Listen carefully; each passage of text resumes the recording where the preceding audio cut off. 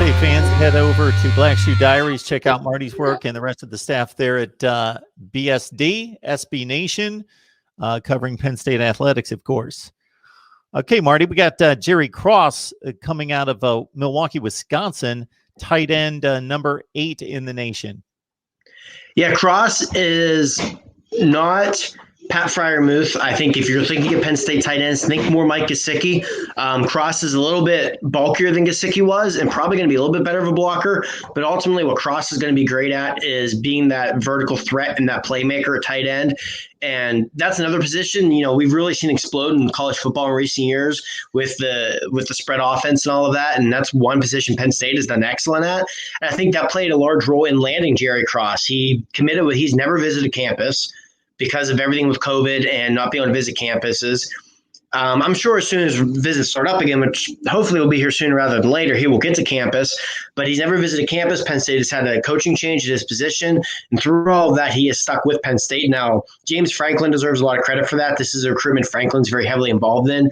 Anytime Cross talks to anybody, Coach Franklin's one of the first people he mentions. But I think the success Penn State has had in recent years with Mike Gesicki, with Pat Freiermuth, even to go back a little bit before that with Jesse James, who's carved out a very good career in the NFL. You see the success under Franklin they've had at tight end, and tight end and running back have become two positions that pretty much recruit themselves at Penn State. And I think we see that a lot with Cross being in this class, and he's a guy who I think can be a very good playmaker and a real matchup nightmare for Big Ten defenses down the road. Dual threat quarterback. Yeah, Beau is a guy who's really exploded in recent months. I think had there been a camp circuit last year, you really would have seen him take off and pick up a lot more offers than he has. Central York is very much the heart of Penn State country in Central PA. If a player from Central York gets a Penn State offer, it's something has to go catastrophically wrong for them to go to Penn State. So I also think that builds into his offer list as well. He can throw the ball well down the field. He puts good zip on it. His arm strength isn't the best, but it's better than adequate. He's a good athlete. This year he had probably the best single season a player has ever had in the history of Central York High School, maybe in all of York County. He led Central York to the first ever district championship, led them to their first ever appearance in the state championship, and was the Pennsylvania 6A player of the year. And in Pennsylvania, 6A is the highest classification. So he was playing the best competition and got the player of the year award. I would be very curious to see. All signs point toward there being some sort of camp circuit this spring and into the summer.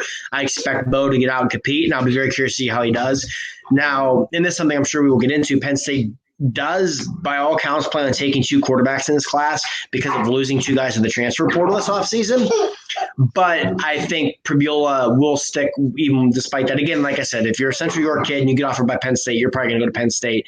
And by the time Pribula gets to campus, Penn State might only have 2 or 3 scholarship quarterbacks. Right now, they only have 3. Sean Clifford's going into his redshirt senior year. He could come back because of the COVID year. But, when you're looking at only having 2 or 3 scholarship quarterbacks, if you're bringing in 2 quarterbacks, that's still a pretty not crowded quarterback room by 2021 standards.